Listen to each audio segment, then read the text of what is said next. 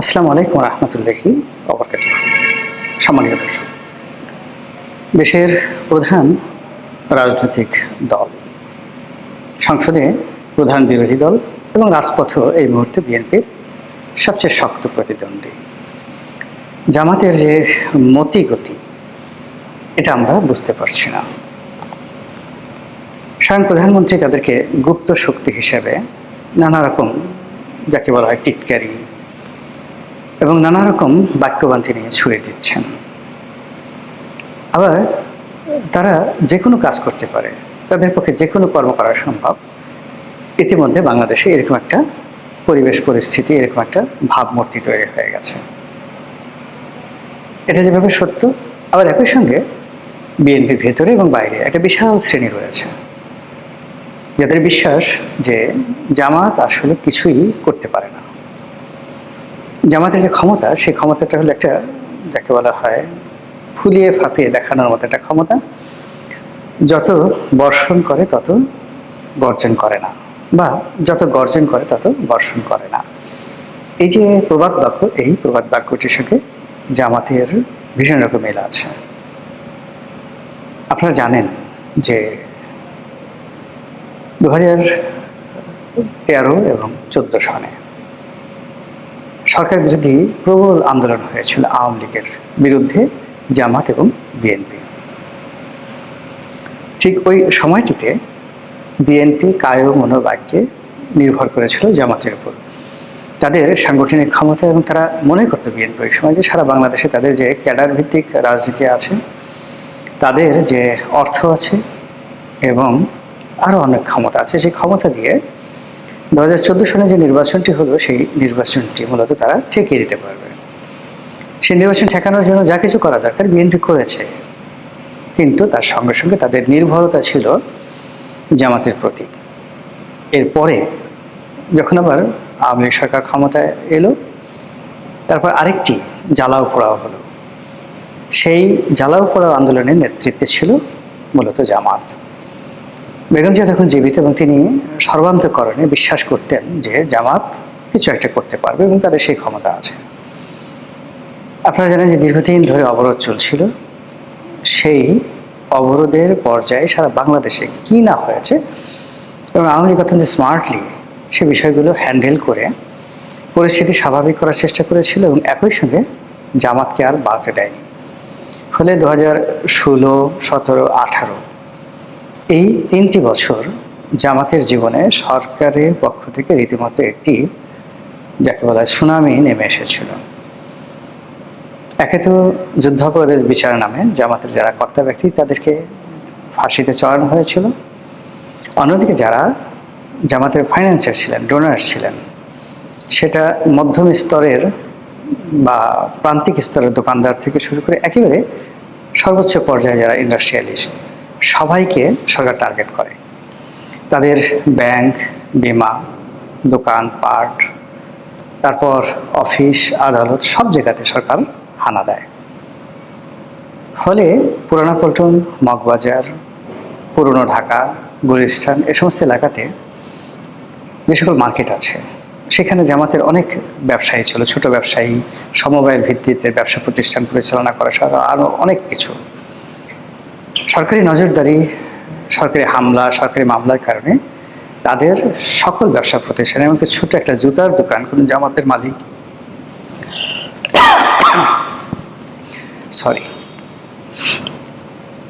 যে জুতার মালিক, জুতার দোকানের মালিক চালাতেন, সেটার উপরও আওয়ামী লীগ সরকার রীতিমতো হামলে পড়ে। এর ফলে কি হলো, জামাতের যে অর্থনৈতিক ভিত্তি সেটি তছনছ হয়ে যায়। তাদের ইসলামী ব্যাংক হাসপাতাল, তাদের ইবনে সিনা ট্রাস্ট, তাদের ইসলামী ব্যাংক থেকে শুরু করে সব কিছু। ফলে বলতে গেলে 2018 সনের পর জামাত একটা সত্যিকার অর্থে একটা গুপ্ত রাজনীতিতে তারা একটা পারঙ্গমতা অর্জন করে। সরকারের সাথে কোনো কন্ট্রাডিকশন না গিয়ে, কোনো কনফ্লিক্টে না গিয়ে সরকার যা কিছু করছে ওটাকে মেনে নিয়ে বিকল্প পন্থায় বা পদ্ধতিতে তারা শক্তি অর্জন করতে করতে দেখা গেল শেখ হাসিনা যখন একেবারে ক্ষমতার শীর্ষে পতনের আগে আগে, তখন ছাত্রলীগ, যুবলীগ, আওয়ামী লীগ প্রধানমন্ত্রীর কার্যালয়, সচিবালয়, বিচার অঙ্গন, এমনকি সেনাবাহিনীর মধ্যে জামাত এবং জামাত মাইন্ডেড যারা লোকজন, তাদের যে বিস্তার এবং বিস্তৃতি ব্যাপকভাবে তারা ঘটিয়ে ফেলল। এবং তারা শুধুমাত্র এখানে ঘটানো থেকে শুরু করা নয়, দেশের রাজনীতি, অর্থনীতি, সমাজনীতি, পত্রিকাগুলো, সংবাদপত্র, সব জায়গাতেই তাদের একটা প্রচ্ছন্ন প্রভাব তৈরি হয়ে গেল। এর প্রেক্ষিতে যখন শেখ হাসিনার পতন হলো, সঙ্গে সঙ্গে ডক্টর ইউনূস ক্ষমতায় এলেন, তাকে সব রকম লজিস্টিক সাপোর্ট দেওয়ার মতো মেশিন অ্যান্ড মেশিনারিজ, অথবা যে ধরনের মেধা দরকার, প্রকল্প দরকার, লোকবল দরকার, সব কিছু নিয়ে জামাত বন্ধুত্বের যে হাত বাড়ালো ডক্টর মোহাম্মদ ইউনূস, তিনি মনে করলেন এই বিপদের দিনে এটা তার জন্য একটা বিরাট সাহারা বা সহায়। তো জামাতের সেই সহায় এবং সহযোগিতা নিয়ে ডক্টর মোহাম্মদ ইউনূস বেশ কিছুদিন ভালোই চলছিলেন। কিন্তু সমস্যা হয়ে গেল, সারা বাংলাদেশে চাঁদাবাজি, একের পর এক মব ইত্যাদি কারণে পুরো পরিবেশ পরিস্থিতি সরকারের নিয়ন্ত্রণের বাইরে চলে যায়। এবং ঠিক ওই সময়টিতে জামাত হয়তো ডক্টর মোহাম্মদ ইউনূসকে অনেক বুদ্ধি দিয়েছেন, পরামর্শ দিয়েছে, কিন্তু তারা মানে আইদার সরকার অথবা জামাত, তারা প্রশাসনে, জনমত গঠনে এবং দেশের মানুষকে সরকারমুখী করে রাখা অথবা ডক্টর মোহাম্মদ ইউনূসের প্রতি বিশ্বস্ত রাখার ক্ষেত্রে কার্যকরী ভূমিকা পালন করতে পারেনি। এর ফলে কি হলো, ডক্টর মোহাম্মদ ইউনূস ভয় পেয়ে গেলেন। ভয় পেয়ে তিনি বিএনপির সঙ্গে একটা সমঝোতায় এলেন, যেটি আসলে ডক্টর মোহাম্মদ ইউনূসের যে লন্ডন বৈঠক হলো, সেই লন্ডন বৈঠকের আগে কল্পনা করা যেত না। তিনি লন্ডন থেকে ফিরে এসে মোটামুটি রাতারাতি 180 ডিগ্রি অ্যাঙ্গেলে তিনি উল্টে গেলেন। ঠিক সেই সময়টাতে ডক্টর মোহাম্মদ ইউনূসকে নিয়ন্ত্রণে রাখার জন্য জামাত মাঝে মধ্যে হুঙ্কার দিত, বড় বড় কথা বলতো, এবং তাদের যে সকল প্রক্সি টিম ছিল রাজনীতিতে, যেটি এখনও আছে, সেই প্রক্সি টিমের মাধ্যমে তারা নানা রকম বিভ্রান্তি তৈরি করা শুরু করলো। তারা কখনো জোট করলো, রাজনৈতিক জোট, কখনো বিএনপির একেবারে কিচেনে, রান্নাঘরে তাদের নিজেদের লোক ঢুকিয়ে দিল, এবং সেই লোকগুলো এখনও আছে। এরপর রাজনীতির ময়দান গরম করার চেষ্টা করলো, ডক্টর ইউনূসকে আবার বাগিয়ে আনার চেষ্টা করলো, কিন্তু আসলে হলো না। অবশ্য হতে পারতো যদি যেটা উসমান হাদির যে হত্যাকাণ্ড, এই হত্যাকাণ্ডটি না ঘটতো, আর হত্যাকাণ্ডের পরবর্তীতে প্রথম আলো ডেইলি স্টারে আগুন লাগানো থেকে শুরু করে জামাতের যে সকল পেইড এজেন্ট রয়েছে দেশের বাইরে, তারা জামাতকে বেশি উপকার করতে গিয়ে সে সকল ইউটিউবাররা, সে সকল ফেসবুকাররা, তারা পুরো দেশটাকে এতটা উত্তাল করে তুলল, এবং জামাতের দীর্ঘদিনের যে একটা নরম সরম একটা ভাবসাব ছিল, সেই ভাবসাবকে রীতিমতো একটা উগ্রতায় তারা পরিণত করে ফেললো, এবং জামাত মুহূর্তের মধ্যে একটা বন্ধুহীন দলে পরিণত হলো। ঠিক সেই অবস্থাতে যখন বিএনপি ক্ষমতায় এলো বা বিএনপি নির্বাচনে আসার ঘোষণা দিল, নির্বাচনের আসলে রেজাল্টের আগের দিন পর্যন্ত জামাত এবং তাদের যারা লোকজন আছে তারা একটা ভাইব তৈরি করে রাখতে পেরেছিল। কিন্তু নির্বাচনের ফলাফল যথেষ্ট ভালো হয়েছে আমার দৃষ্টিতে, জামাতের এবং জোটের। কিন্তু যে কৌশল তারা অবলম্বন করতে চেয়েছিল, সেই কৌশলটা আসলে হয়নি।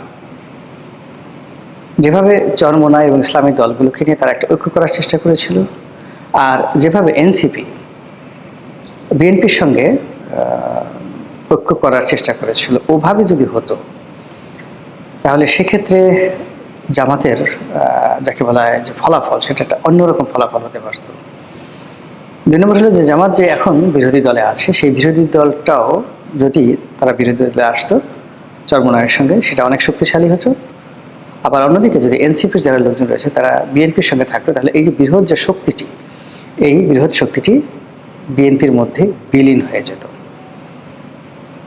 কিন্তু এখন যেটা হলো যে এনসিপিকে তারা নিজেদের মতো নিয়ে নিয়েছে, এক্ষেত্রে এনসিপির তো আসলে আলাদা কোনো সত্তা বা আলাদা কোনো শক্তি নেই, কিন্তু তাদেরকে বাঁচিয়ে রাখতে হচ্ছে, তাদেরকে প্রমোট করতে হচ্ছে একটা বিকল্প শক্তি হিসেবে।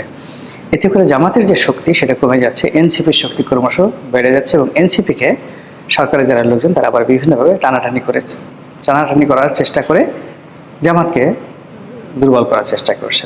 এরই মধ্যে সুদূর দিল্লি থেকে শেখ হাসিনা বারবার কলকাঠি নেওয়ার চেষ্টা করছে।